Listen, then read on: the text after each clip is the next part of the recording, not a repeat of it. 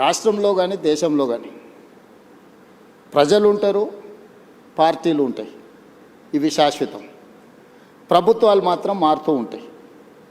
So అధికారంలోకి వచ్చిన ఏ party అయినా ప్రభుత్వాన్ని ఏర్పాటు చేసిన తర్వాత చాలా వరకు తాత్కాలికమైన సంక్షేమము, పరిమితమైన అభివృద్ధికే ప్రణాళికలు వేస్తుంటాయి. దానివల్ల ఏమైందంటే మన ఏ అభివృద్ధి కూడా కాంప్రహెన్సివ్గా ఒక ప్రణాళికాబద్ధమైన అభివృద్ధి జరగడం లేదు.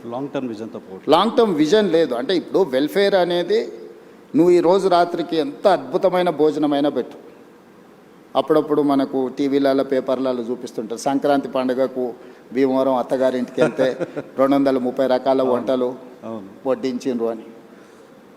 సంక్రాంతి పండుగ రోజు సాయంత్రం పూట 230 రకాల వంటలు తిన్న ఇంటల్లుడైనా పొద్దున్నే బ్రేక్ఫాస్ట్ ఇడ్లీ పెడతావా లేదా అని అడుగుతాడు. సంక్షేమం కూడా నువ్వు ఏమైనా ఇవ్వు, మళ్ళీ తెల్లారి మళ్ళీ తప్పకుండా అడుగుతారు.